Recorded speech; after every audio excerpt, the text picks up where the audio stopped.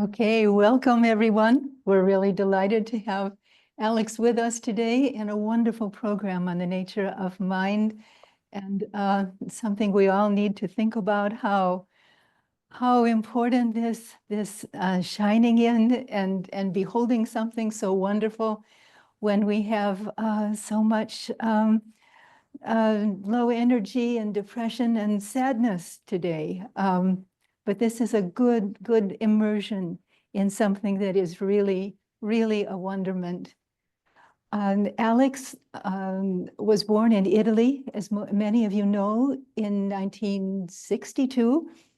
At 27, he came to the States, and in the LA area, he discovered Theosophy through what he says the efforts of the United Lodge of Theosophists. We're grateful for their efforts. Oh, well, we have just wonderful teachers from the ULT, and we're very grateful when they are able to, make the time for us and be here with us and online. Welcome. Please come and sit. Alex also has translated, has been working in the Theosophical area since that time, and translated the works of Madame Blavatsky, the core teachings, W.Q. Judge, Robert Crosby, into several languages. And he says also that he has, I like the word he used in his description, and that was adjusted his conduct in order to align with the objects of I think, what the ancient wisdom demands of us. And that is, first of all, this sense of brotherhood, especially with humankind.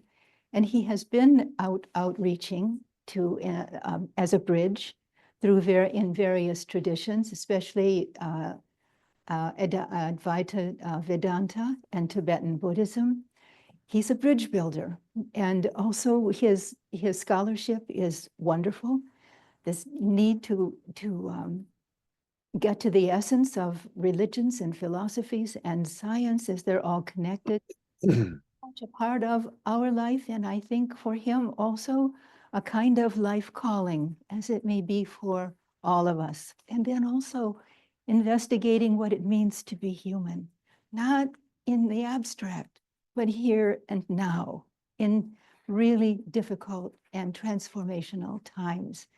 So he's living it. He's living this work. And I remember especially when I asked him for the first time if he could teach for us on his own. He had participated in our Secret Doctrine Forum.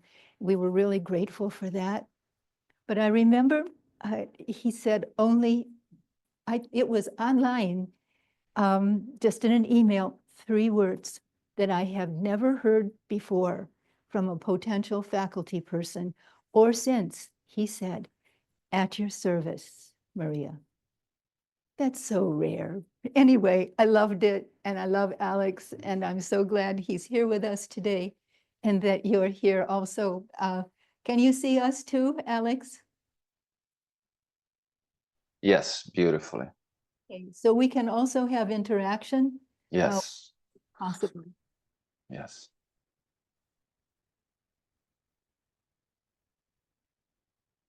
Is that my time to begin? It is your time. Okay. Oh God, I don't know if I can live up to that introduction. I'll do my best. But anyway, very happy to be with all of you. Some old, very, very old friends, wonderful, wonderful friends, and some of you new friends. So we begin today, since we're in a theosophical circle, by recognizing the great work that the Masters of Wisdom, with the help of William Q. Judge, Colonel Alcott, and William Q. Judge, the wonderful work that was done in 1875 when the Theosophical Society was established in New York. And they gave us, from the get-go, 3 objects, you know. And these three objects turn out, they are, in a sense, the three main trainings of a disciple onto the path, because they are the three columns on which we can build our daily practices, our study, you know, whatever, you know, we're interested in. Because as everybody knows, you know, the theosophical circles are very variegated. We have many different people from different schools, you know, so it's a very open process of investigation. So the first object is the formation. I'm paraphrasing. I don't have anything in front of me to read, but paraphrasing, the formation of a nucleus of universal brotherhood. So that was key from the get-go, the aspect of ethics. So if we want to know the mind, if you want to know ourselves, you know, man, know thyself, where do I start from? What is the first step, really? And the first step is an ethical life, an ethical conduct, without needing to be goody two shoes or anything like that. You know, we're realistic, you know, with our approach. We recognize, or at least in my case, I recognize that I have a lot of faults, you know. But we see that the ethical life is the basis, the foundation for a mind that is going to be more responsive, instead of being a mind that it's like a crazy horse. You know, you want to sleep and the mind says, oh, no, let's talk a little more. You don't want to talk, and then the mind wants to talk. Or you want to be alert and the mind said, no, now it's time to go to sleep, you know. So that kind of undisciplined mind, it's not our best friend. So the mind becomes our best friend, our best ally. And we begin by that, the ethical behavior, that bringing down the barriers, you know, of self and other. So that begins the work of knowing about the mind.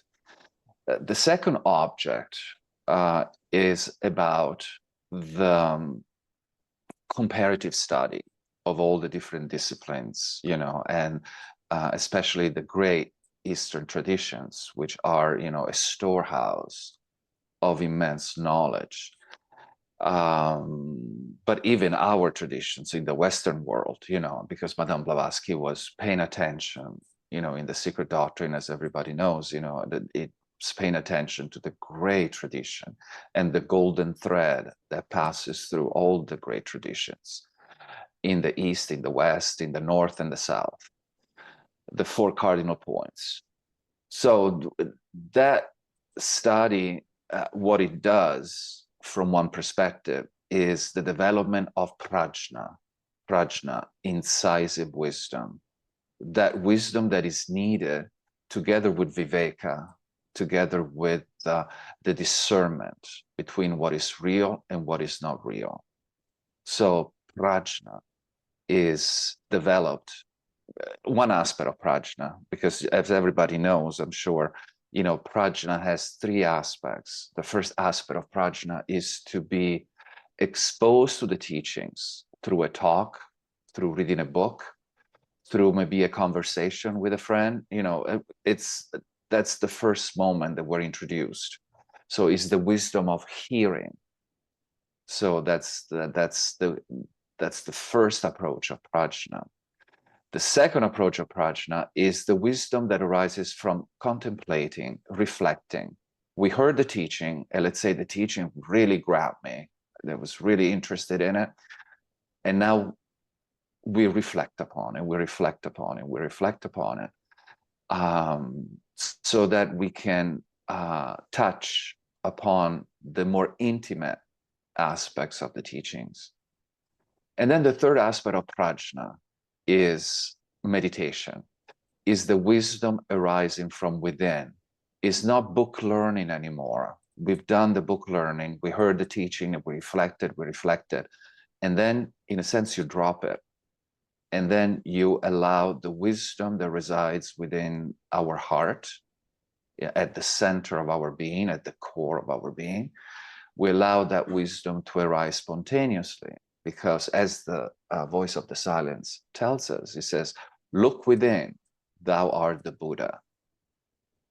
We are Buddhas already, but we don't know it. At least I don't know it, you know. So I don't recognize it. I don't know it. So we look for paths to unveil that Buddhahood that is already within us, but it's not evident.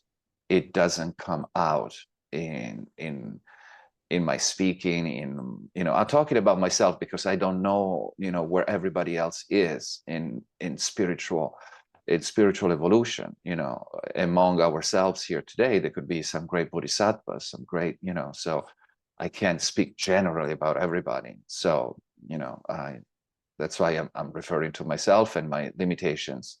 So recognizing that,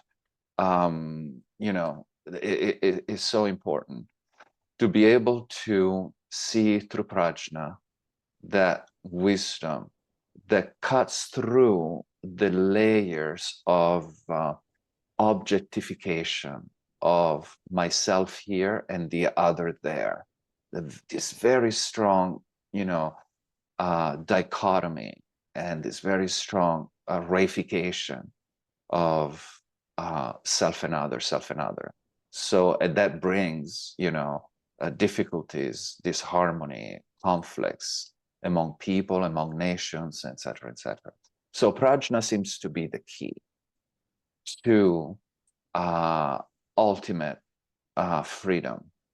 And we find that also in the voice of the silence, right? Prajna is the key that makes of man a god, in a sense, because it's that incisive wisdom that it doesn't arise from outside. It is already present within us. It just needs to be tapped into. And the great teachers of humanity gave us the paths to tap into that prajna. Now, everybody's going to have a little bit different approaches to it, because we're not all the same. We don't have all the same obscurations. Some obscurations might be stronger in one person and less in another, and vice versa. So the teachers, in their great wisdom, have offered a sort of a buffet of ideas in which everybody can draw something and then apply that to themselves and say, oh yes, this is food that I can definitely absorb and eat, etc., etc. So that was the aspect of the second object, the aspect of wisdom, because we're exposing ourselves of the great minds, the great philosophers, as Socrates, Plato, Shankara, Tsongkhapa, Nagarjuna, you name it. It's just an interminable list. Of course, the Buddha, Krishna. And in the Theosophical Society, and in theosophy in general, in the Theosophical movement, we're very, very lucky to have this second object that allows us to be students of the Gita, students of Patanjali, students of the Dhammapada, the voice of the silence. Those are all, great devotional books. And they're books geared towards somebody that then eventually wants to become a practitioner, more than just learning and learning and learning, not just about learning another technique, another great point of view, but how to go within and unveil prajna from within. And that is the third object. The third object is the study of all the mysteries in nature and in men. And that great mystery is the mind. So now the mind is, what we're trying to understand. And what is the tool to be able to understand mind? Well, the tool is samadhi. The tool is meditation. The tool is a process of going within. And our two best friends in this process are mindfulness and introspection. So we begin with that, mindfulness.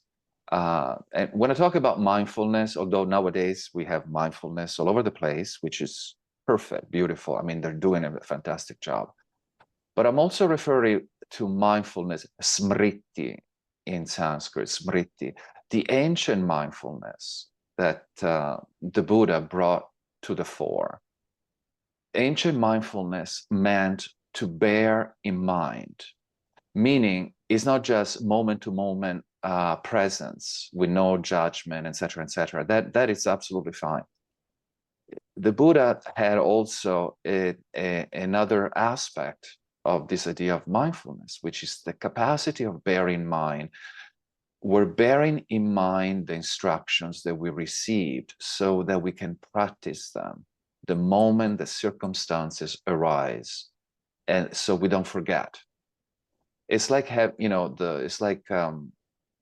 to having a tool of the carpenter. The carpenter uses a belt in which all the tools are placed, right? So mindfulness is the fact that I know that I have the tool here with myself.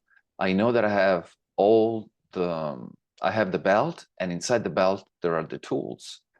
And these tools, I know how to use them and when to use them.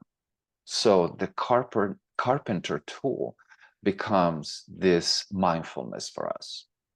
Mindfulness, meaning that I bear in mind that when I find myself in a state of sadness, depression, anger, even happiness, whatever state of mind I enter into, I notice that I have an inner tool that allows for that state of mind to be improved if it's a moment of great compassion, or if it's a state of mind that I know that could be toxic for myself and other people, then there are tools that can be used to, work with it and transform it, etc. So that is the aspect of meditation. So mindfulness and introspection.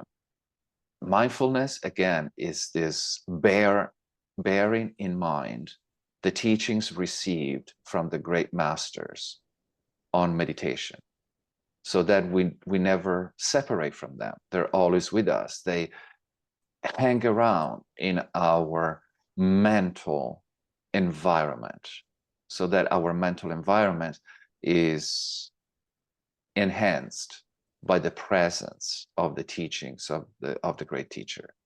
Because the teachings of the great teachers, how do they manifest in our mind? They don't manifest as words. They don't manifest as pictures. They manifest as vibratory rate of an inner radiance that is always present. So that's how the teachings really are, stored in the mind. Because the two characteristics of the mind are cognizance and luminosity. If you look at the mind, of course, we can't find the mind as color, shape, or anything like that. But if we practice, samadhi the best that we can, we're not pretending anything here, by practicing going within that aspect of introspection, we discover eventually these two characteristics, cognizance and luminosity. The cognizant aspect is obvious, right? Because we're cognizing. Right now, everybody's cognizant that, I'm talking, everybody's aware. So there is this awareness of the person speaking, the awareness of the person around us, etc., etc. So we're cognizant. The aspect of luminosity, it doesn't mean that it throws light. We're not talking physical light. We're talking the capacity of revealing. It reveals that which was hidden. So through meditation, we start revealing aspect of our nature that we were not aware of at the beginning. So these two, cognizance, cognizance and luminosity, very, very important. They go together with mindfulness and introspection. Sorry, I have to cough for a moment.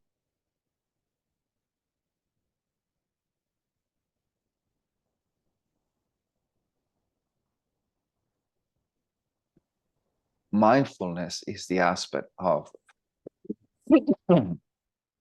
this is funny.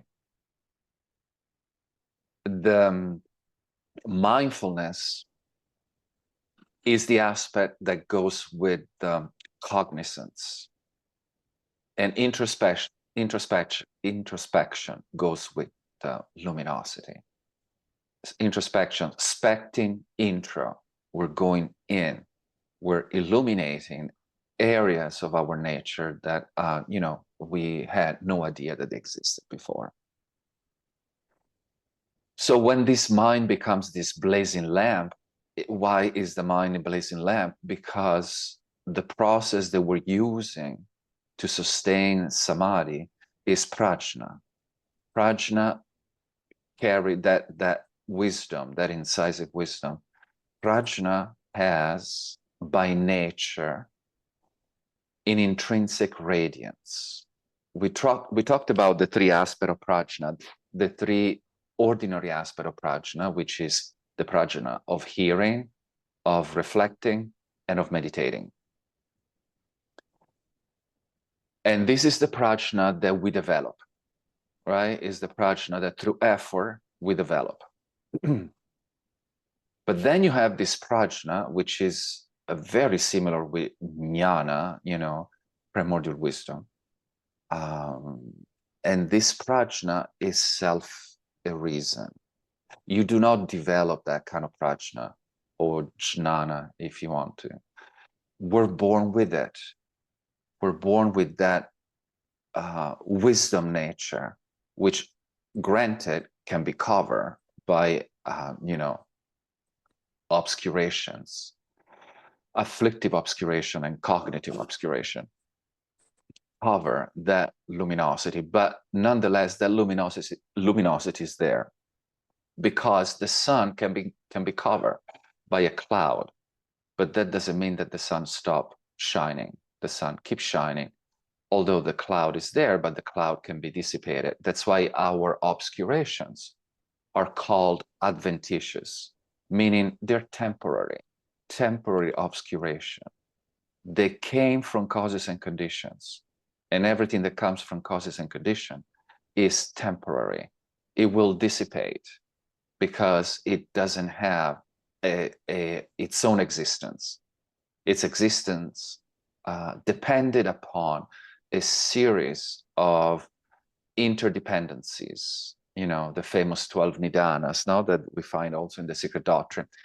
So anyway, that's what we understand. We understand there is this flow of cognitive awareness, which is luminous, radiantly clear. And this radiance is the radiance of, we would say, self-arisen prajna, a prajna that does not come from causes and condition. In this case, self-arisen prajna.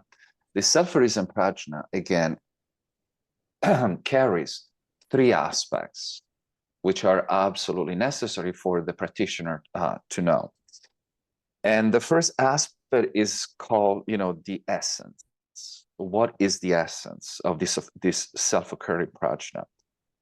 The essence of self-occurring prajna is awareness, pure awareness. There are no two.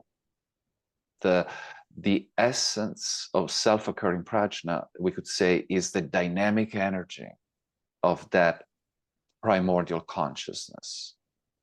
If you remember in the Secret Doctrine, after H.P. Blavatsky introduced the three fundamentals, she says, we cannot say it about the first one, the absolute, ineffable, all the negations. But then he says, we could use, again, I'm paraphrasing, right? I'm not I don't have the secret doctrine in front of me.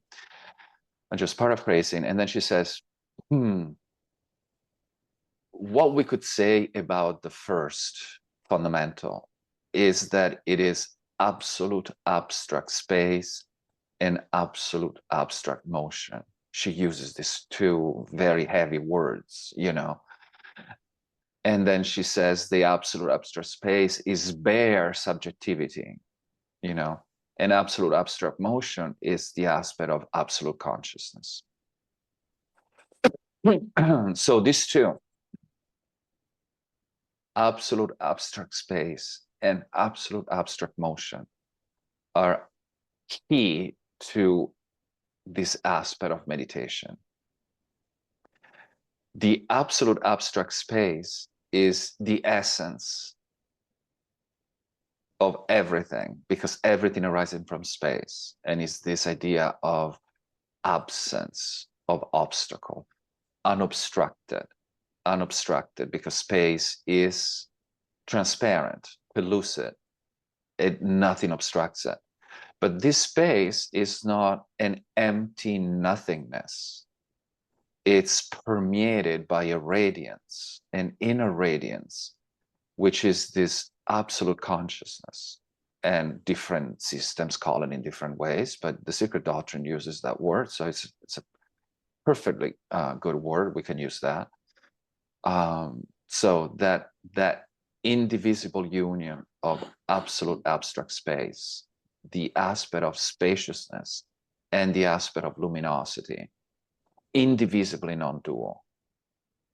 That's key. That's what prajna reveals. So that essence of prajna is that which it reveals through the aspect of radiance. This prajna is pure radiance. We're talking about self-arisen prajna, right? So is that pure radiance, uncontaminated by any conceptual elaboration of the conceptual mind that is stuck into me and myself and I and mine, self and other, self and other. So by becoming familiar with this aspect of the radiance of prajna, then that's what happens to us.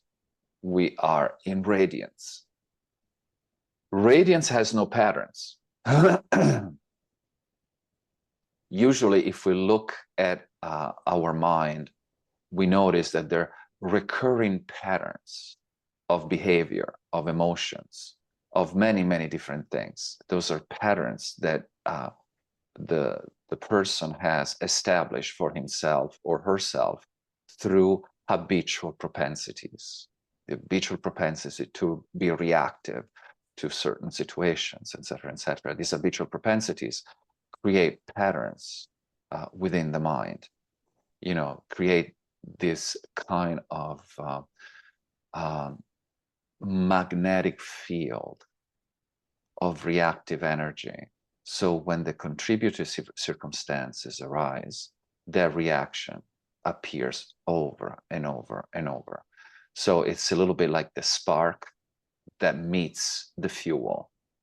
Once the spark meets the fuel, then we have a big flame.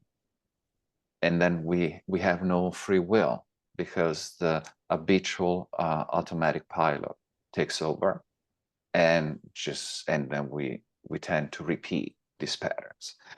And the repetition of the patterns fortifies them, that it becomes harder to get rid of them. So again, that's why prajna is such a key, because that radiance of prajna is empty of patterns, is free of patterns. There are no patterns in prajna. It's just pure, clear light. And that's the ultimate nature of, in a sense, of who we are. And that prajna is the dynamic energy that will manifest through that nature. So when we have the capacity to stay in radiance, in a sense, in that clear luminosity that is free of patterns, then at that moment, we're really free. We really can use our free will, because we're not under the spell of previous patterns. Some of them are very obvious, but some of them are very subtle. They're insidious. We might not even know that we have them until a certain circumstance arises, and the circumstance works as, revealing aspect of our mind that were completely hidden. I said, oh my God, I didn't think I had that in me. Or why did I react that way? That seems so not like me. All these things are within us, but we're not aware of it because we haven't shed light upon them. And that's what prajna does. Prajna sheds light and reveals that which previously was not so evident uh, to us. So that's prajna. It's really key.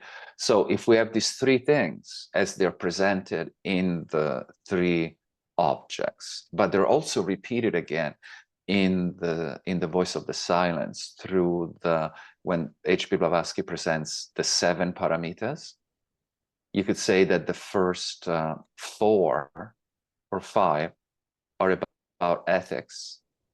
Then you have dhyana, that's about meditation. And then the last one is prajna, is wisdom. So you see, the path of the paramitas is a complete path. If somebody feels, comfortable in harmony with it. The practice of the 6 or 7 paramitas, or 10, because in total are 10, and they culminate with jnana, primordial wisdom, right? So that path, it is a complete path to Buddhahood, to enlightenment. So, and thanks to the effort of the great teachers of theosophy, we have been given, the path, but then it's up to us as students, practitioners, to uncover, okay, how to apply this to my daily life. And that's the key. Everything that we study, the key is the daily life. What do I do in daily life that sustains my practice and or hurts the practice? Because meditation and the process of cultivating the mind, uncovering the mind, is intrinsically woven with conduct.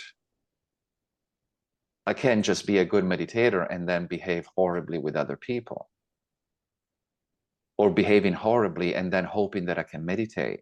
That is impossible. Meditation is absolutely interwoven with the conduct and the worldview that I have about myself, others, etc., etc. So we discover that, again, it's a trinity: is the view, meditation, and conduct. So there are these three, which are one, of course, but we present them as 3 from a conceptual point of view, conceptual distinction, right? So, and the conceptual distinction are very useful because we need to have points of reference for our practice. But then eventually we drop them.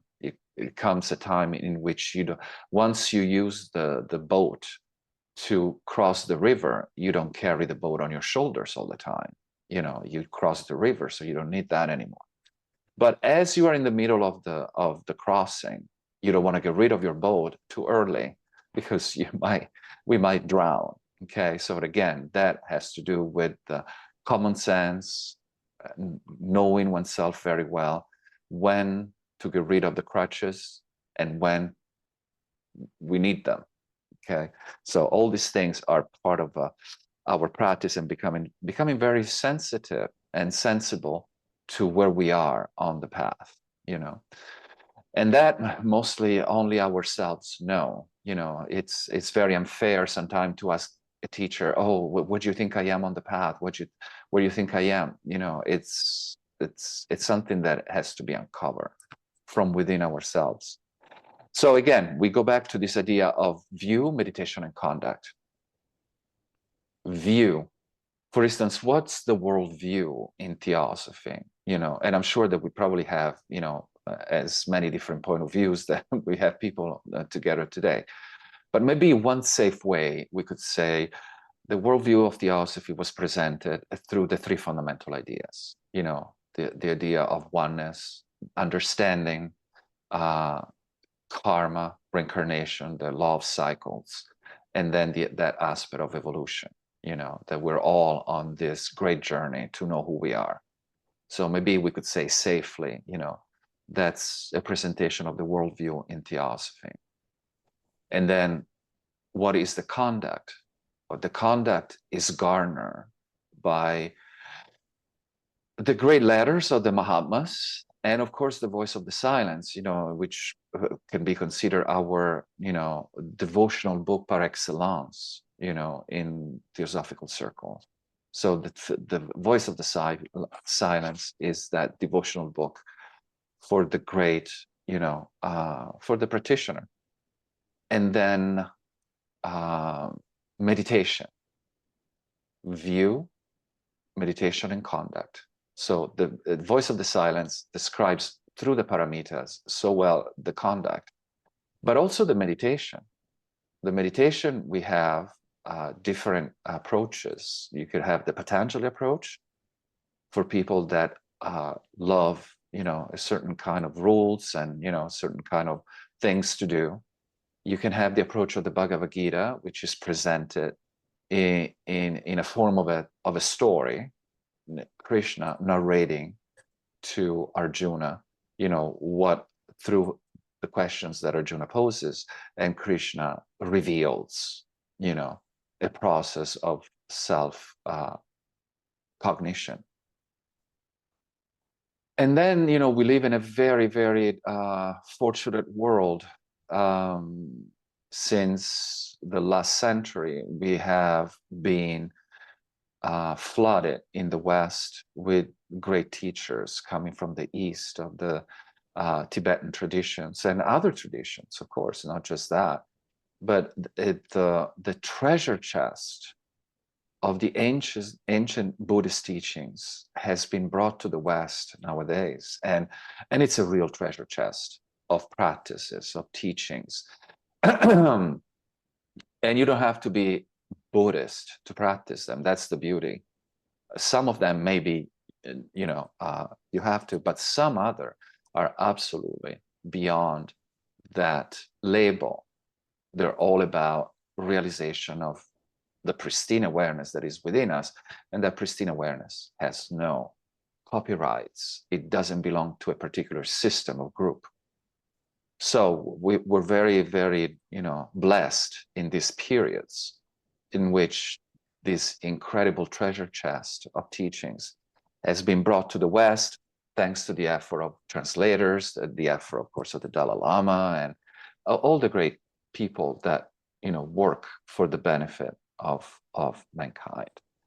So that's these three columns, again, of view, meditation, and conduct, that come together as one. So I'm going to stop a little bit and see if anybody would like to share comments, questions. We have time. I haven't even brought up the slides yet. This was just a little bit of an introduction, but I would love for this to be a session of comments, questions, things that you feel maybe we didn't touch upon and we should be touching upon. Interaction, so we can learn from each other. So if there are any comments or questions, you guys are welcome to pose them. Yes. Go ahead. Alex, can you hear me? Very well. Thank you. Alex, when you mentioned view, you have behind the chakra mandala. Is the visualization It's that part of use mandalas and use Yes. anka, etc., etc., as part of the view. Full or you visualize something in order to gain luminosity. Is there more there than just looking at it? Yes, yes, yes, of course. And visualization is not totally necessary. It's some people are good at it. So in Tibetan Buddhism, of course, if you enter into the world of the mandalas, the secret teachings, of course, there is the process of visualization, etc. But if you're not good at visualizing, that shouldn't be a problem, for a meditator, because sometimes people would love to visualize a mandala, and then they can't visualize it with the clarity. They get all twisted up in knots, and then the meditation becomes more of a problem than not. So the clarity does not come from the picture. The clarity comes from within us. So that's the secret of visualization. People think I'm visualizing something outside, right? Because I've seen it outside. But actually, the visualization for being, let's say, authentic, first of all, there has to be a certain level of stability. The mind has to have, you have to have reached a good level of samadhi. That samadhi unveils the luminosity that is already within us. And that luminosity takes the shape of the mandala. So if you have great meditators or great visualizer, they can meditate on, imagine, even up to the details of the pupils of the deity, the Ishtadevata, right? Patanjali calls it Ishtadevata, the deity that you meditate upon. Some people develop their level of samadhi, of stability and luminosity is so high, they can even, visualize the pupils. And within the pupils, the whole mandala is there in a minuscule form. But this is just shows the capacity that the mind can be very stable. But that doesn't mean that you're going to be a great being or you're going to be a wonderful human. It's just that you're a wonderful visualizer and your samadhi is very good. So that's why samadhi is always coupled with ethics, wisdom, and compassion. Always, always, always indivisible. And if you're not a good visualizer, no problem, that you can just, through the settling the mind in the natural state, reveals that luminosity that is already within us. That luminosity is not something neutral. It's a luminosity that arises from this prajna, which is always connected with omnipresent compassion. Prajna does not exist in a vacuum on its own. That radiance of prajna is representative of the dynamic energy of omniscient compassion. So that's what makes the meditation, so powerful, is the union of wisdom and compassion in all the different aspects. So visualization is not necessary, However, if somebody finds that the path of visualization is very useful for them, is very helpful, then yes, of course, that is it. But the Kalachakra per se, for instance, is a representation of the inner patterns of harmonious realities that are already present within us. And then they're brought out through the process of practice. And then now you integrate them in the daily life.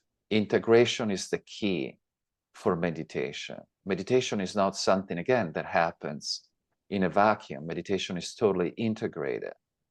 So all these teachings, seems to me, the key word of the teachings that we study is integration. You integrate with every aspect of your nature. I don't know if I answer your question,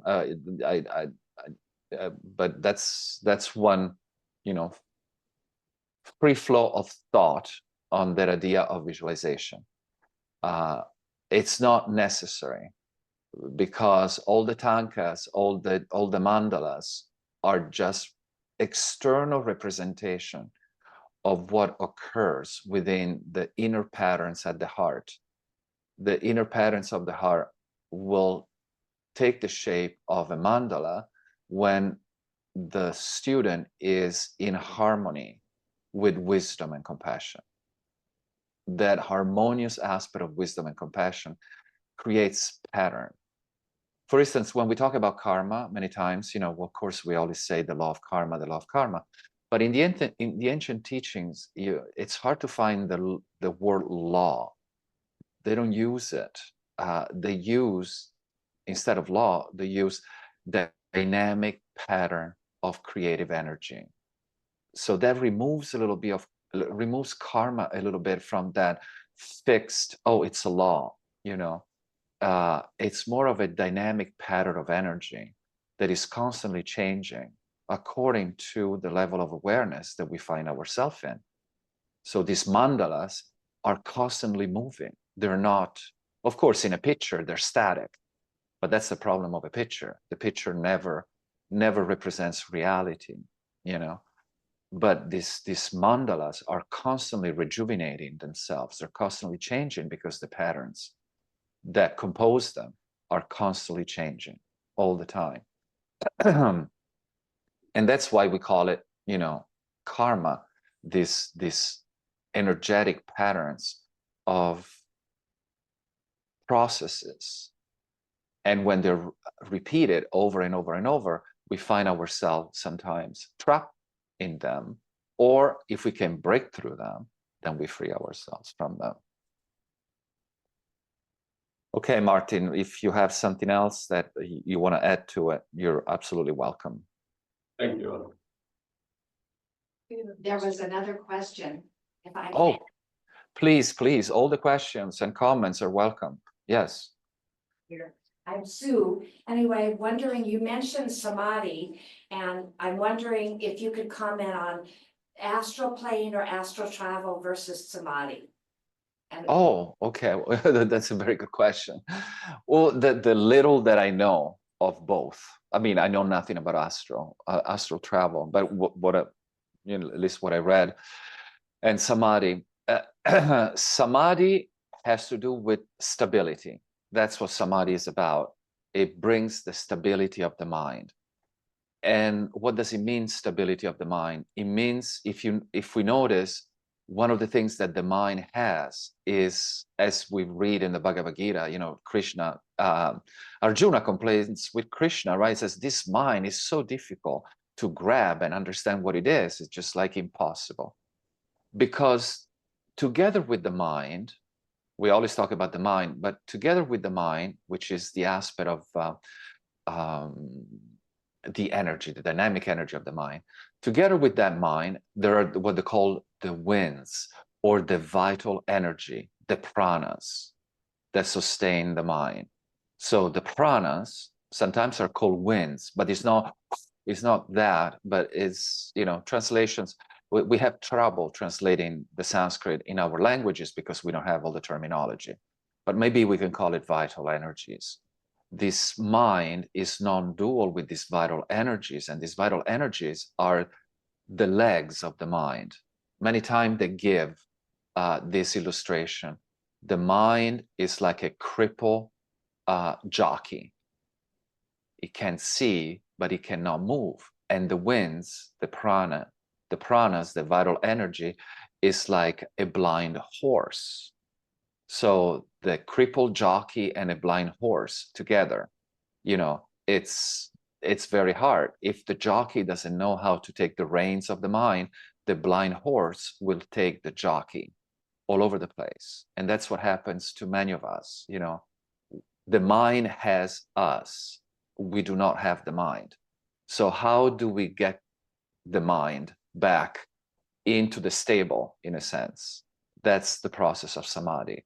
Samadhi is the process through which the winds, the horse is being disciplined so that the horse is happy to go back into the stable in a state of stability. And now we can use the mind as a vehicle to know ourselves so that we don't go all over the place. So having said that, then if somebody is interested in astral travel, now can be done, but with a mind that is absolutely harmonious, a mind that is serviceable, so that you avoid the risks of entering into areas of that we don't know much about it, you know, and these areas, as we learn in theosophy, are, you know, brimming with presences, energies, etc., and these energies can't wait to find a host. And if the host is a mind that is unstable, then we're going to have even more problems.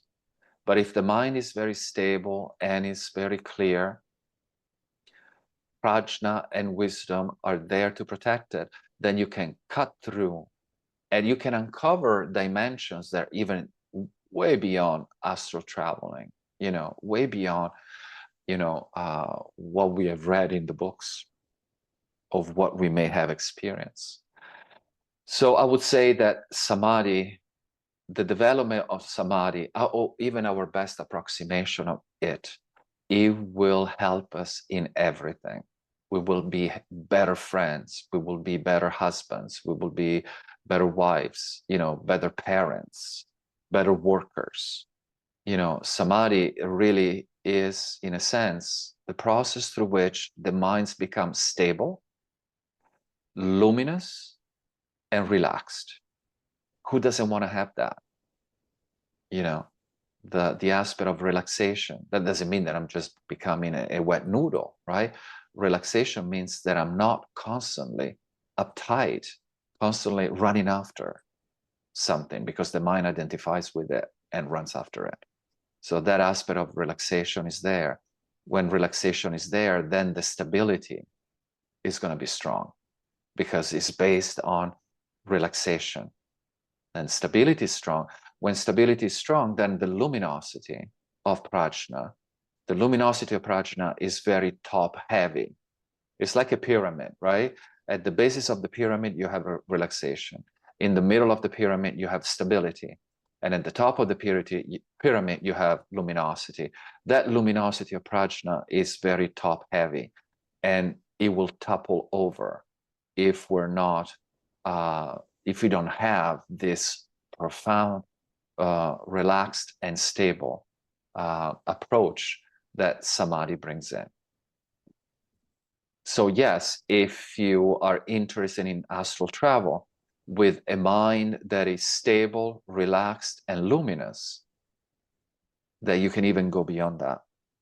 You'll uncover, for instance, if you remember the Secret Doctrine, you know, the famous page 200. I mean, 200 in the version that I have, but it could be a different page. But anyway, it's the page where you have all the globes and all the different spheres, right? And you have the globe D, and then eventually you have the Rupa world, the archetypal world.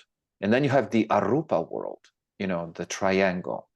So through samadhi, you cut through all these worlds. You enter into the archetypal world. So now if you enter into the archetypal world, the world of the globes, for instance, right? Then now you'll see reality from the perspective of that particular globe. So for you, reality will be very different, because you'll see the archetypal aspect of the elements. Our world is formed by elements, right? But in globe D, the elements are very solid, you know, water, fire, earth, air, you know, they're very solid. Our body is super solid.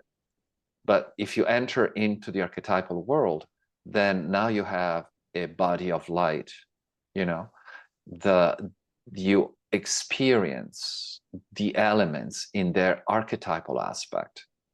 So they wouldn't be as solid as we perceive them, but you see the aspect of the archetype. And as you move on and you enter into the arupa world, the formless realm, then you enter into a world that is not that it's formless, that there's nothing there, but it's so subtle that for us, it would be as if nothing is there. But it's the formless realm, that's the realm of profound samadhi. And then you have the body of samadhi, an extremely subtle body. And then you can go even beyond all those. So having a mind that is serviceable, that is pliable, that is luminous, cognitive, wise, and compassionate, it will be an incredible friend for all of us, our best friend.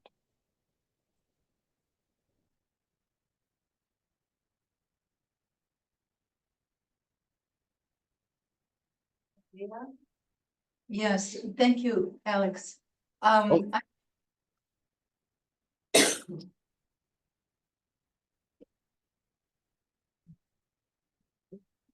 I think you told me that we have a moment of break.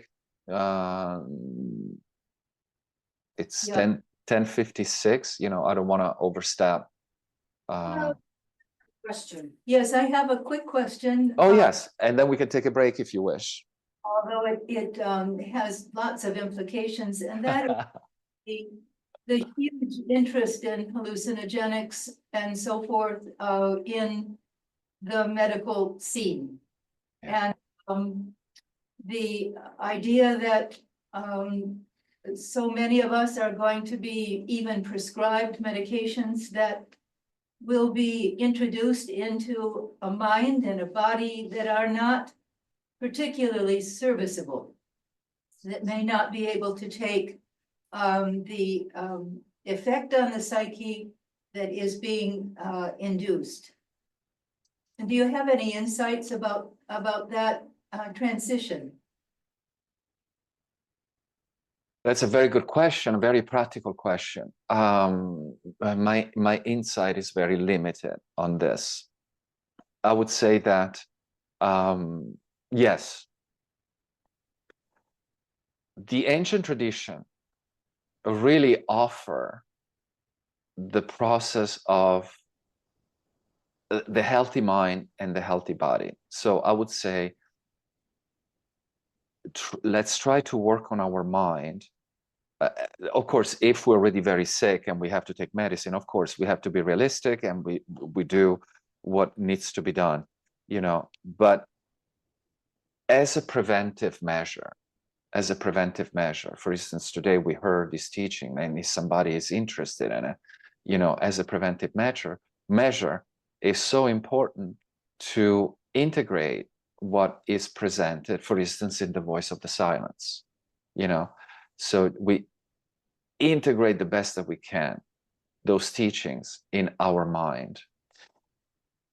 So that, for instance, in theosophy, we say that everything is sevenfold, right? So even the medicine that we take have this sevenfold aspect. There is the physical aspect, the psychic aspect, but then there is a higher aspect even of the medicine.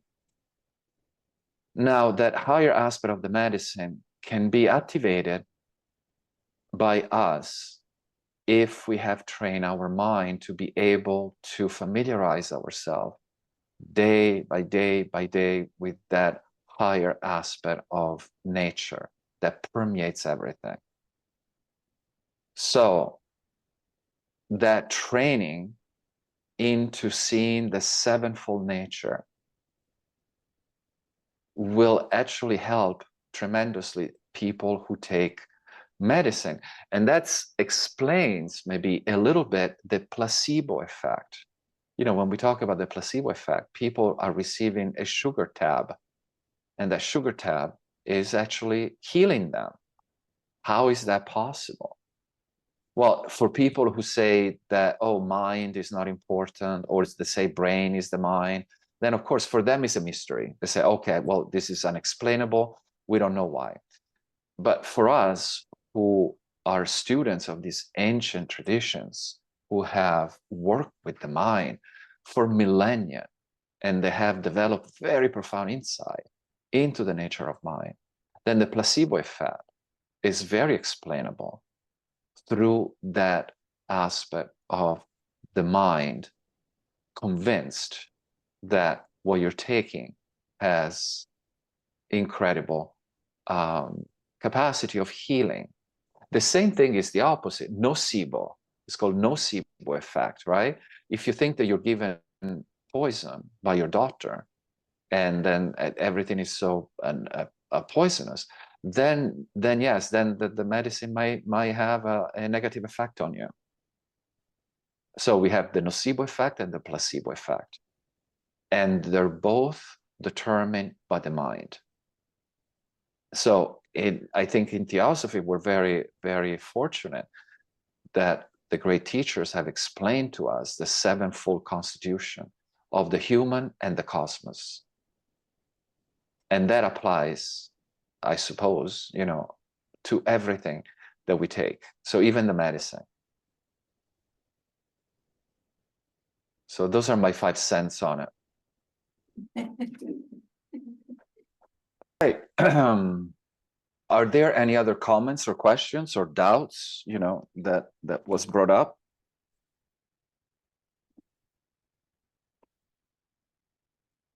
Is everybody happy? Question, Yes, please go for it. probably more my own ignorance, but I haven't been able to get over the linguistic question of mind and brain. I know we keep referring to mind, and so it's Yes. broken between the ear. I hope not. No, no, the mind is not the brain, at least according to these ancient teachings, right? The brain is the vehicle that we use momentarily when we're alive, but it disappears when we die. And every new life we have a new brain, but the mind does not disappear. That's why what we do with the mind is so important. That's why it's so important if you meditate to have authentic teachings, so that we don't pick up negative habits in meditation, because the mind does not die. The mind goes from life to life and carries with it these seeds of propensities that we have built from life to life since beginningless time. So the process of samadhi, the process of meditation, the process of conduct, wise and compassionate conduct, is exactly that process through which we clean up the stains. That's why at the beginning I mentioned that the stains are temporary, are adventitious. They don't belong to the mind. They're superimposed on the mind, but they're superimposed in such a tight way due to propensities that we develop from since beginningless time, that we confuse them with the mind. But the propensities can be eliminated without eliminating the mind. By eliminating the stains, then the radiance of the mind becomes clear. It's like removing the cloud, and then the sun can shine, with no problem. So yeah, at least according to these teachings, mind and brain are not the same thing. You could say that the brain is the keyboard of your computer, and the mind is the hard drive. If you destroy the keyboard, you don't have access to your hard drive. So the same thing, if you damage your brain, you may have trouble have access to your mind. But if you replace, if the brain doesn't get damaged or gets repaired, just like a keyboard, then you have access to your mind again. When we are alive, there's definitely there is a connection between brain and mind, but the brain is not the mind. So at least that's what is presented in these great teachings. Now, many neuroscientists nowadays have found what they call neurocorrelates. They're neurocorrelates. when they examine the brain or when they examine meditators, they see things through their computer screens, that their neurocorrelates, certain states of mind, certain states activate aspect of the brain. But it's like saying that the switch is not the electricity. The brain is the switch and the mind is the electricity.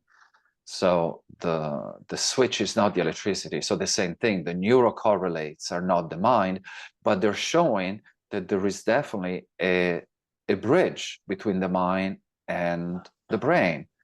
And what is that bridge? From the great teachers, that bridge is the prana, because the prana is the bridge between what is physical and what is metaphysical. The mind is not physical, the brain is physical. Okay, so what connects the two? And that is the aspect of prana. But nowadays, our scientists and many of our doctors still don't believe in that. So that's why for them is the great mystery. How does the mind communicates with the brain? And for some of them, they say, oh, there's no problem because the mind is the brain. But that's not an answer, at least from the perspective of these teachings. Does that make any sense? Yes, I just had to appreciate the downloads were those morphogenetic fields that come from the meditative state of mind, that I don't personalize them accidentally as coming from the brain. Yeah. These Yes. fields I get just tap into, they're not mine, or I don't get to personalize them. Yeah. Yeah. The least we personalize things, the better off we're going to be, because the moment I personalize things as I and mine, then the space of the mind withdraws, it shrinks. And in meditation, that's what we want to keep a spacious, unobstructed space of the mind, so that we don't fall into,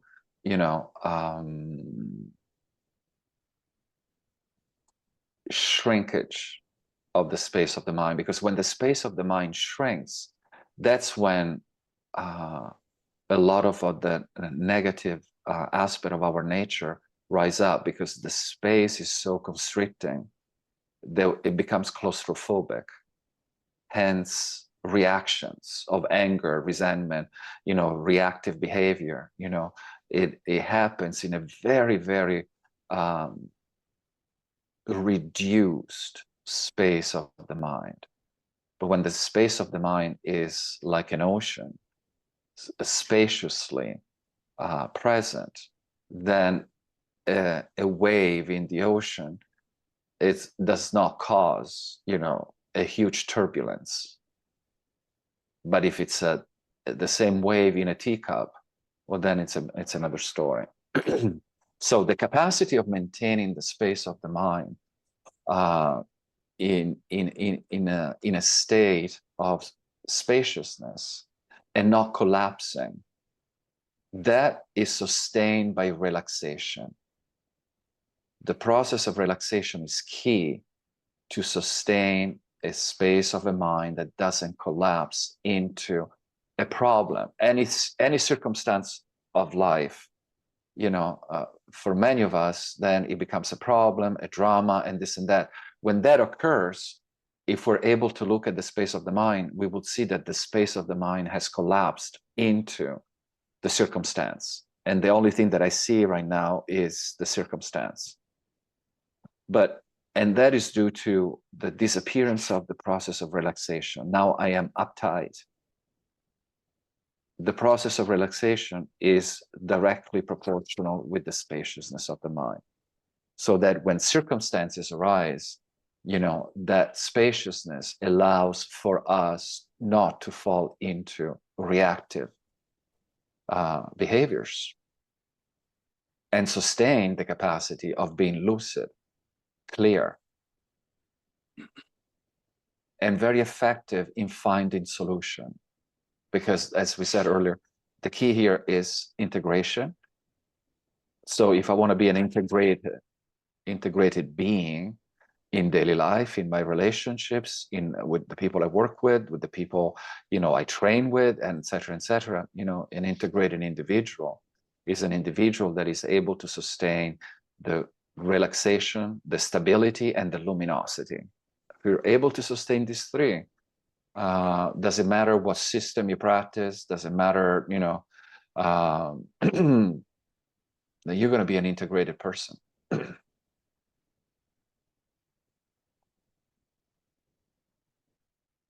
Alex, I have a question. Please.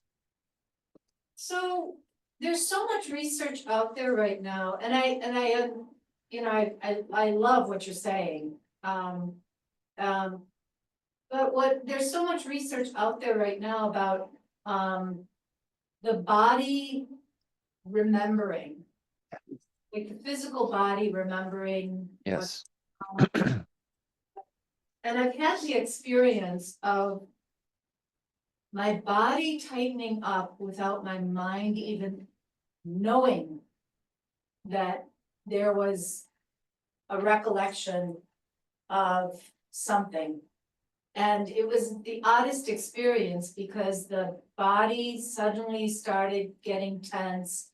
I was aware that the body was getting tense. My heart rate went up. I was aware of that. But I couldn't understand why that was happening. It was almost like an anxiety attack, but I just Yes. figured that I had anxiety. So, what are your thoughts on that? Oh, yeah. Yeah, no, that's very good. Those are great questions because they're very practical. So, how do we practice this? So, mind-body connection, one unit. Conceptually, we do all this distinction, right? The mind, the brain, the body, the heart, we have all these names, and it's fine. Conceptually, in Tibetan Buddhism, they have this phrase, conceptually distinct, essentially the same. So conceptually fine, all this distinction. Essentially, one unit, mind, body. And you can put, if you want, heart and other, but essentially it's one unit. So this idea of the body and the mind are working as a unit. So there is this thing that is very important to develop for a meditator or anybody in daily life. These are called subtle vividness and temporal vividness. Those are developed through the practice of samadhi, right? Subtle vividness. Subtle vividness is the capacity to perceive very, very subtle states of mind before they arise. So if we develop, if I have subtle vividness, I will know exactly why I went into that state of anxiety, because it's connected with the mind. And you correctly said, even before the mind knew, my body was already responding to that. That's the key of developing subtle vividness. If we develop subtle vividness, you would know instantaneously, because mind body work at unison. Instantaneously, you will know why the body goes into that state, because that subtle vividness is the capacity of that luminosity of prajna to penetrate into very subtle states of mind that we have no idea about. It's like the ultimate subconscious. And that is the process of subtle vividness. Now, the other one is temporal vividness. Temporal vividness produces the capacity of putting in slow motion the successions of thoughts. Our successions of thoughts is uninterrupted, a constant blah, blah, blah, blah, blah, blah, blah, blah, blah, conceptual thoughts, discursive mind, always uninterrupted. So temporal vividness slows down the two thoughts, so that the space between the two thoughts becomes more evident to us. And then we can enter consciously into that space of two thoughts. And then we discover that that space is non-conceptual, is clearly luminous. That clarity of prajna that we talked about, it's cognitive. It's not a state of inertia, and it's not a state of, not being cognizant. You don't faint, but you're incandescently cognizant. But it's a cognition that doesn't come from premises and conclusion. It's direct cognition of reality. And now you enter into that space. And if you can stay in that space, then now you have cognition that is not stained by conceptual superimpositions. So for you, every moment will be fresh. It won't be marred by the memories of the past, by what happened to me, by what they did to me, what they said to me, whatever. So it will be that fresh, constant arising of radiantly clear, unimpeded cognizance. So these two, temporal vividness and subtle vividness, those are two incredible keys to make us a better integrated human. I have a question. Alex, in which I'm assuming is possible to be everyday state for some, is there still that subject-object perception? Oh yeah, that's another good question.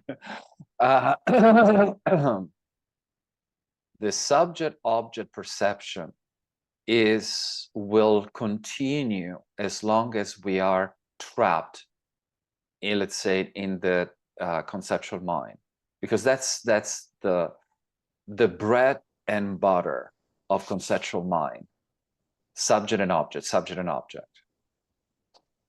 But when you transcend that, and let's say you enter into that state that we just talked about, that clarity, that cognizant clarity, which is your own pristine awareness, radiantly clear, then cognition arises, but there's no division of subject and object. There is just that pure cognition. So that split between object and subject is disappears. So what do we experience then? It's not that we enter into a void where there's nothing there. No, it's not that. It's not a nihilistic void. At that moment, for that person that is able to sustain that pristine awareness, then everything that arises becomes a luminous display of your own pristine awareness. It will be self-arisen. It doesn't come from outside, causes and condition. It comes from that state of awareness in which you're in. And all the displays will be lit from within. So you'll still be working, and of course, you're still going to see people. It's not that people will disappear and everything will be just a ray of light. No, you'll just still going to see, and you'll be able to function. But your view now will come from within instead of coming from without. That view, that when you deal with people, in one moment of awareness, you'll be able to see the person, of course, the body and everything else. But at the same time, due to that vividness, you will also see that that person is nothing but a display of luminous awareness. So, I mean, it's a very, very high level. I'm not there. I'm not pretending anything here. It's, I'm a work in progress. But that's few times we may have that experience. I'm not able to sustain it because I'm still as I said, a work in process. But when that occurs, it's an incredible opening up of the clouds. And then, yes, the clouds, in my case, come back, but the fact that we saw the sun, the recognition, then it stimulates the work that we do. It just, virya, you remember, right? One of the paramitas, virya, joyful effort. The study of these things is joyful. It's joyful because what's better than uncovering who we are? Just man, know thyself. So, so that's my understanding of this. Subject and object will dissolve because they were never there in the first place. They're artificial creation of a dualistic mind that is caught up in this game of self and other. It's like when we have jaundice, right? When I have jaundice, I see everything yellow, and I'm convinced that everything is yellow. But somebody who doesn't have jaundice, they tell me, no, Alex, it's not yellow, it's white, but I'm convinced that it's yellow. No, you're wrong, because I have jaundice. Once I am cured, then I see, oh my God, was never yellow. So that's the aspect of healing from within our jaundice. And our jaundice manifests as self and other, self and other.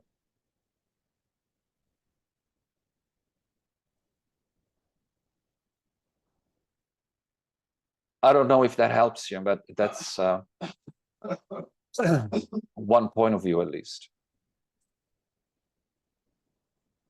It does help. It seems as though those states, which appear to be separate, can exist together in a way that helps us to live in the way we were intended to from the beginning.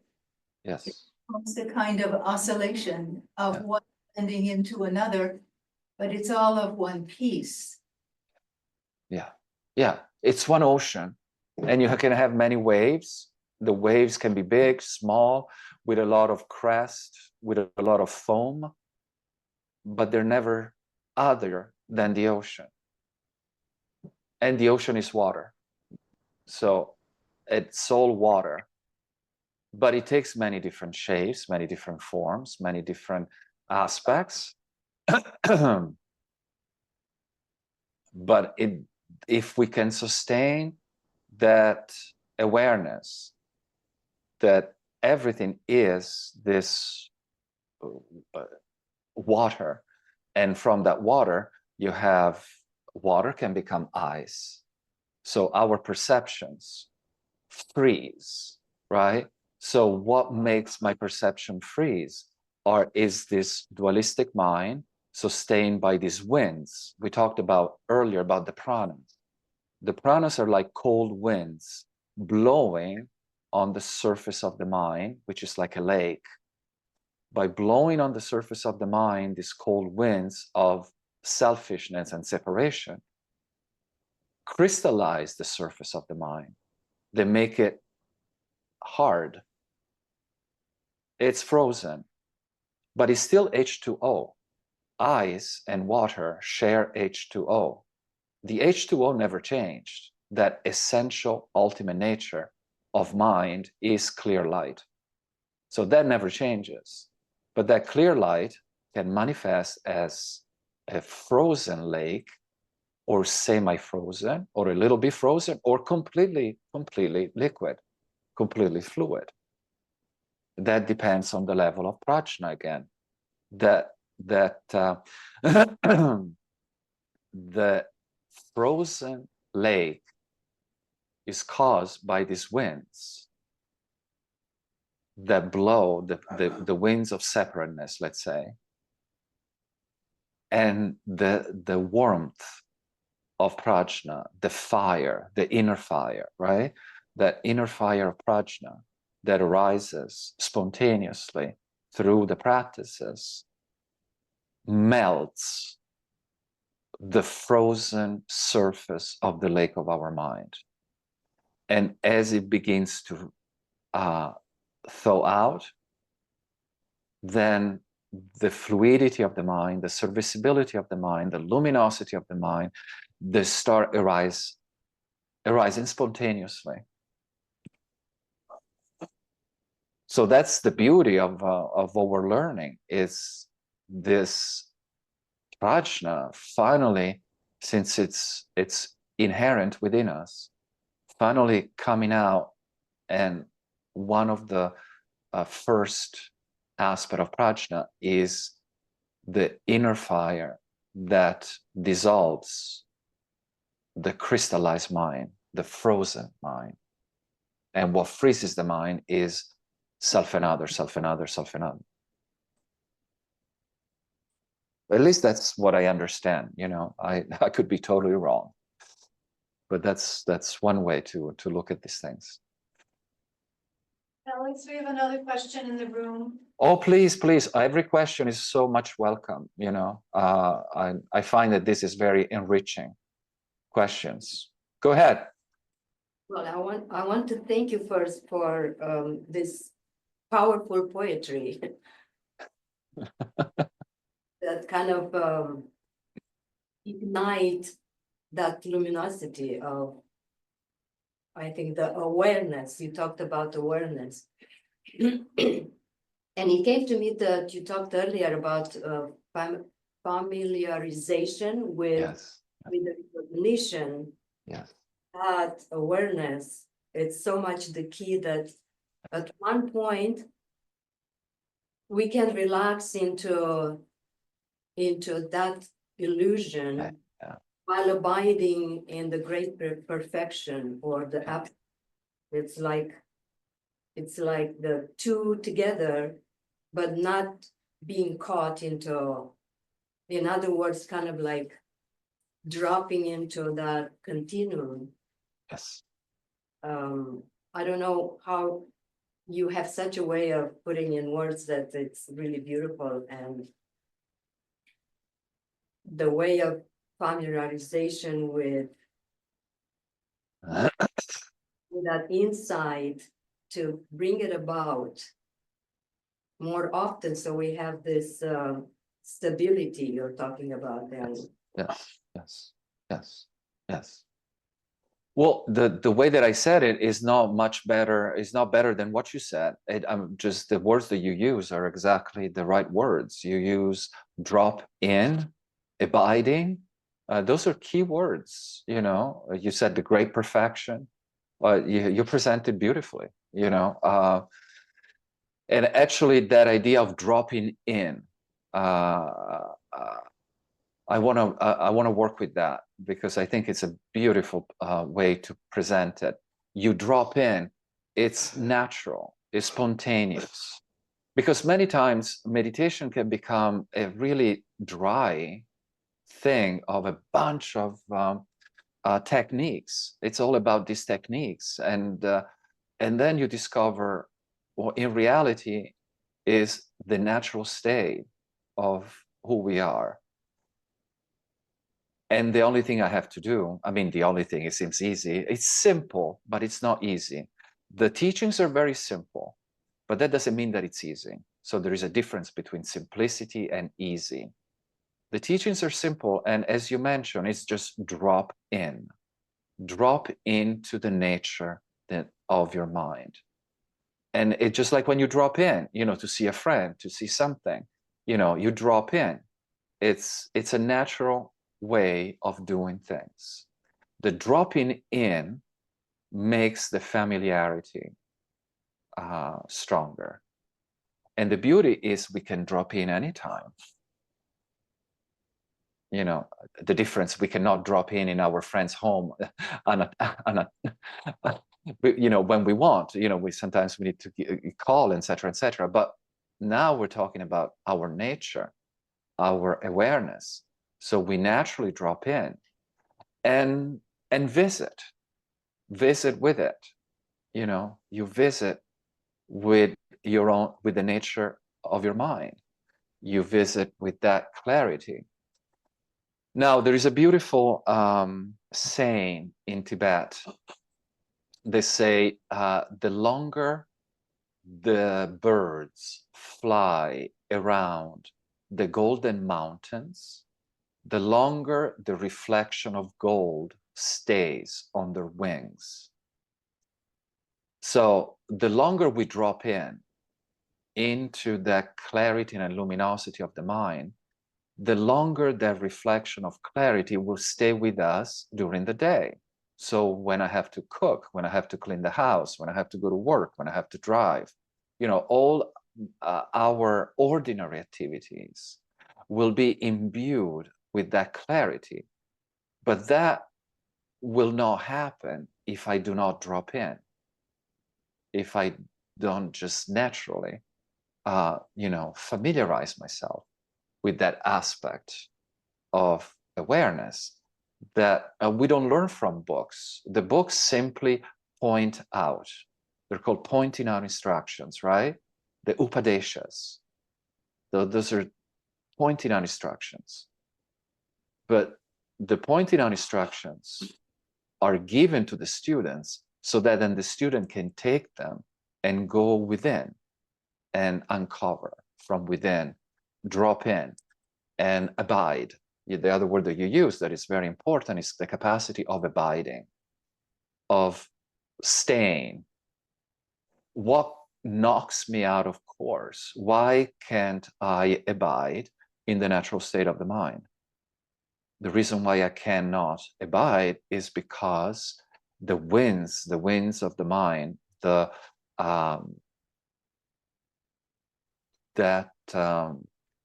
propensity, they call them samskaras, if you study the 12 nidanas, for instance.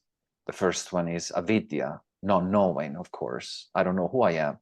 Well, the second one is samskaras. Those are habitual propensities. Those are the winds of karma, and these winds of karma knock me out of the state of abiding in the natural state of the mind.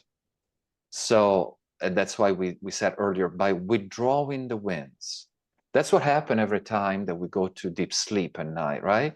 At night, we go from waking to dreaming, and then we drop into deep sleep. And in deep sleep, unless we are a great samadhi practitioner, most of us fall unconscious. We enter into a state that is called darkness, right? Just because we're not aware. So, and Advaita Vedanta, they call it Ananda Maya Kosha, is that it's a kosha which is blissful because the conceptual mind is not there. So none of the problems that we had during the day are there, but it's a kosha and it's Ananda Maya, is still mayavic. Deep sleep is not the ultimate state, but is a state in which these pranas withdraw back into the heart. And that's the moment in which we experience this state of, let's say, conditioned bliss, because we're still in samsara. But that's due to these pranas that have withdrawn into the heart. So if through meditation we learn how to do that, then you can be in daily life and abide in the nature of your mind, and you won't be knocked out of it because the pranas are withdrawn within the heart. And now the mind is serviceable. So you can abide, familiarize, drop in the clarity of awareness for quite a bit. And that clarity then will stay longer with us during our daily activity, so that our daily life will transform from within. And that's the big transformation. Alex, we have a question from Elena. Yes, please go for it. I'm going to read it out to you. Oh, yeah. Isn't intention important for the illuminated mind to be a blazing lamp for good? Yes. Retire from the world to attain sustained samadhi, but it does not necessarily it's not necessarily directed toward helping others. Yes. Yeah, I love those questions. You see how much stuff comes up through questions. It just more stuff comes out. If I were just talking, with the question, there's so much richness that comes out. So this is another very good question. Intention, absolutely important. Motivation. So we talked about being an integrated being, right?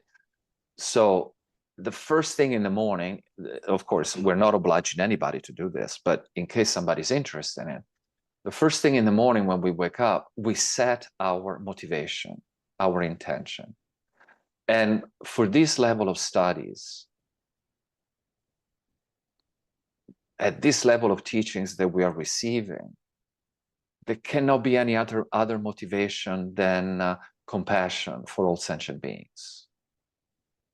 This level of teaching is so high that you can have a mixed motivation. Oh, I'll just do a little bit for my own benefit, and then maybe for the others. It won't work. This level of realization, the motivation has to be very clear from the beginning. That is that benefit of all sentient beings. That's why we do this. That doesn't mean that we become goody two shoes and none of that. That's no. And we don't go saying this to anybody. This is an inner motivation. We're not going around saying, "Oh, look at me." No, it's an inner, quiet, private motivation. The moment we wake up in the morning, set that motivation that I'm going to live this day to benefit all sentient beings the best that I can. Of course, then I forget after 2 seconds I wake up, but I go back to it. So motivation. Then you live your day the best that we can under the teachings that we receive. We try to do our best. And then at night, dedicate the merits of everything that you've done to the benefit of all sentient beings. So that you have 2 bookends. We have 2 bookends. You have the motivation and the dedication. And in the middle, you have the practice of your daily practice. But you have 2 bookends in which your day is structured. And then, of course, during the day, I fall and then I dust myself off. I get up again and then I fall again. I don't pretend, anything here. I'm just presenting these ideas. But it doesn't matter how many times I fall. The falling and going back up is always between these 2 bookends of motivation and dedication.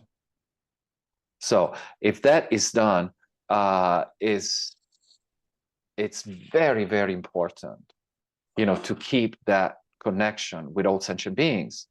And then the question says, or the comment says, there are mystics who retire from the world to attain sustained samadhi, but it doesn't necessarily direct towards helping others. Yes, because the motivation is not to help all sentient beings. Once I was studying with one of these teachers, these great lamas, and this question came up. He says, well, when you guys go in retreat in the cave, you're just, you're not helping anybody. And he said, oh, actually, I bring with me all sentient beings. So he said, my cave is very well peopled. There's no room in my cave because I bring all sentient beings with me. So again, it depends on the motivation. You can be in a cave meditating and your motivation is to be a force for good for humanity or for all sentient beings. So that cave for you becomes the whole sentient beings of the 6 realms, not just the humans, but all sentient beings. Or you can be somebody that, I go around in the world trying to help a little bit here, a little bit there, but the mind is not so serviceable that every time that we try to help, sometimes we make even more trouble for people. Instead of helping, we create more trouble because the mind is not very workable. So again, middle path, common sense. If somebody decides to go on a retreat for a while so that they come back out of the retreat and be better helpful, that's fantastic. That's a great motivation. And in the retreat, you bring all sentient beings with you so that every moment you spend in meditation, is a moment that you spend to benefit all sentient beings, because we're not separate anyway. The mind, where is the border between my mind and your mind? I'm here in Los Angeles, you are in Crotona. And then if there's somebody that is listening from somewhere else, the mind, there's no hard and fast borders. So that's one way that I look at this.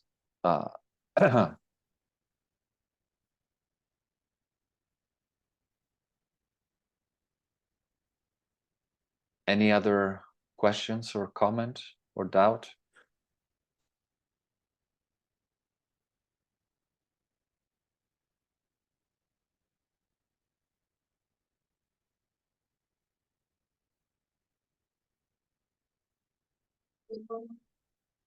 Mahela, go ahead. Yes,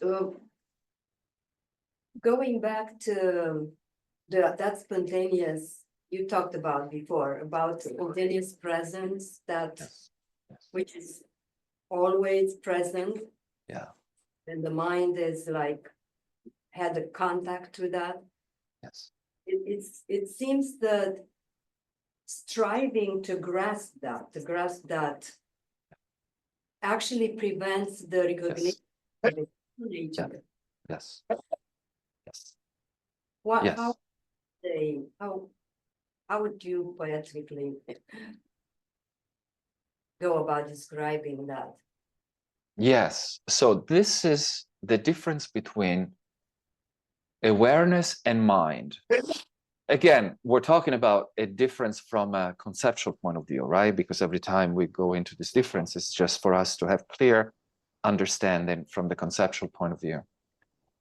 So if we observe the mind, we notice that the mind has this tendency of grasping to appearances. So the problems are not the appearances and the problems are not the senses. Appearances arise constantly. Everything is appearances, from samsara to nirvana. Constantly appearances arising. So the problem are not the appearances. The problem is the attachment to the appearances.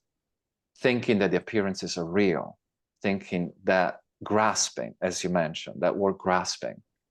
So that's what mind does. One of the characteristics of mind, the ordinary mind, is to grasp and identify and running after.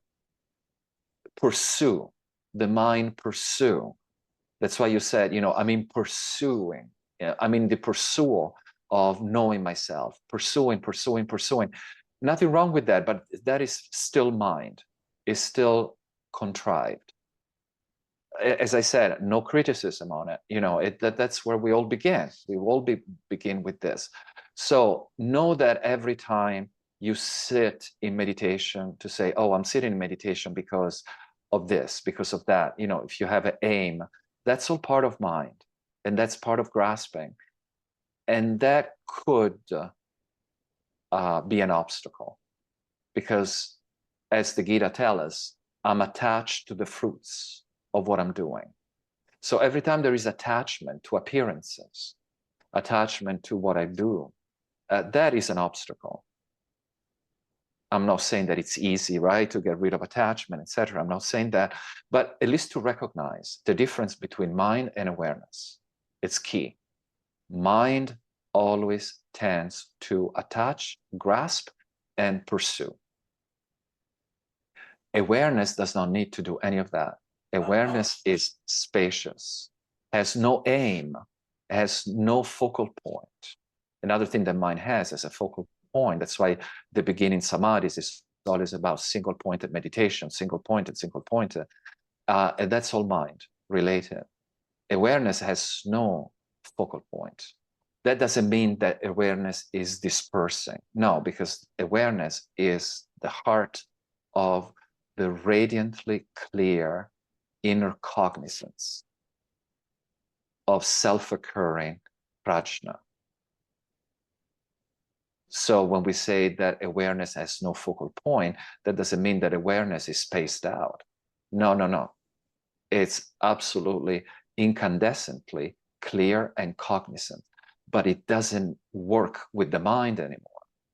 So the mind, quote unquote, has been left behind. And now you are in a state of clear cognizance that arises spontaneously from within, with no focal direct point, nothing to pursue except abiding in that uninterrupted flow of cognition that is the radiantly clear, self-occurring prajna. So at that moment, you know, why do you want to activate your mind again? There's no reason to activate the mind, because the cognition that the mind had, now you have it from the perspective of awareness, which is incandescently clear. It's like using a torch, the mind, and awareness is a laser beam. You know, now with that laser beam, you do not activate your mind anymore. You enter into that state of pristine awareness in which the mind has done its job. It's a little bit like, you know, the metaphor. Oh, every metaphor is limited, right? It breaks if it takes it to the ultimate extreme. But a metaphor is like a bird, right? Before the bird flies, it flaps the wings. There is a lot of effort. There is flapping, and there's flapping, there's flapping. So there is effort, and that is the mind. But then eventually, when the bird is in midair, it doesn't move the wings anymore. It just, sometimes it just barely, you know, arrange them in a way that the wind then takes it. And that's it. That's the deactivation of the mind and the deactivation of effort. The effort is done.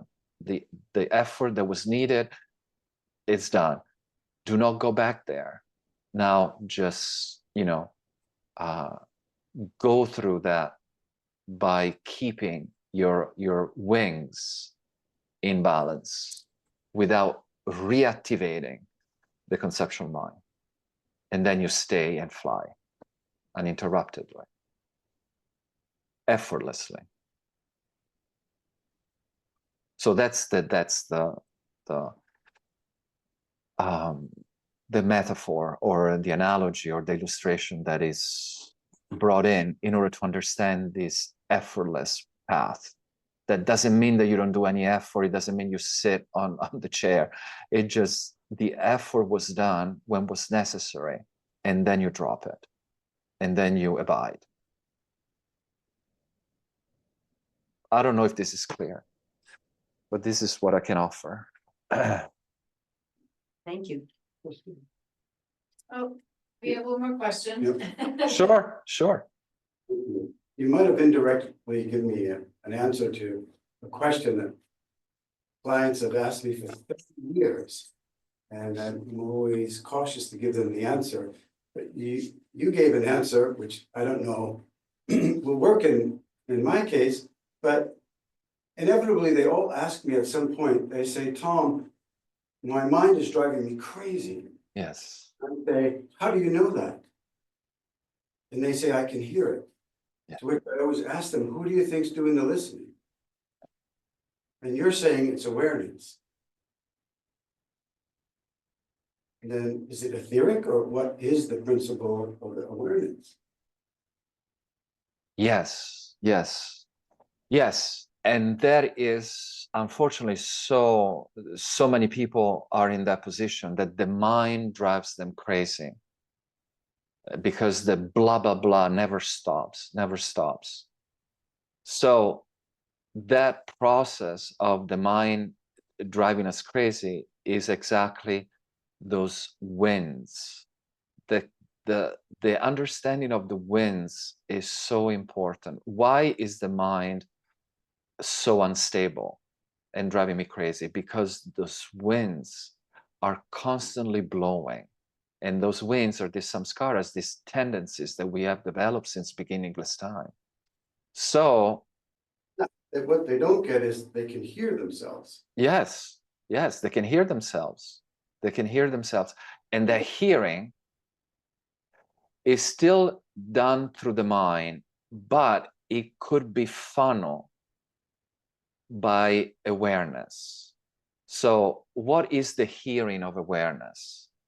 You know, The hearing of awareness would be that the cacophony of the mind arise as the sound of dharmata, or you could say, using the voice of the silence, the unstruck sound.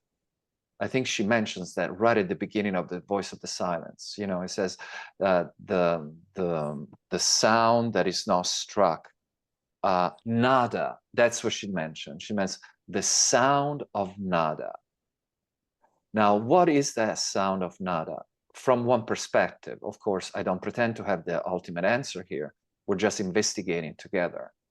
You know, that sound of nada is the vibratory aspect of the radiance of awareness, because the radiance of awareness has a vibration with it, has a dynamic energy within it.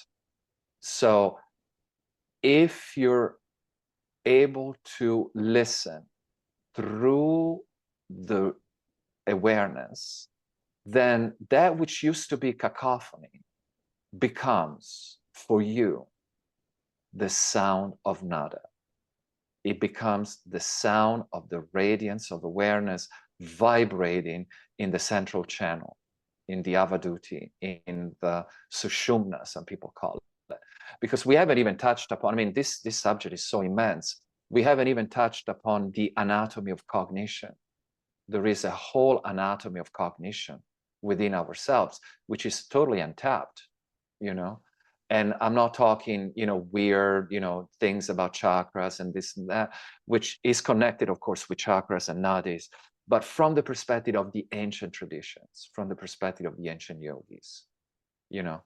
So that anatomy of cognition is so important to be able to sustain the sound of nada, so that the mind that attacks us all the time with whatever we hear gets neutralized. And now that cacophony becomes the sound of nada. I mean, this is easier said than done, of course. I mean, there's so much more. These are all practices. Those are just profound inner practices that lead the human from a state of confusion to a state of enlightenment.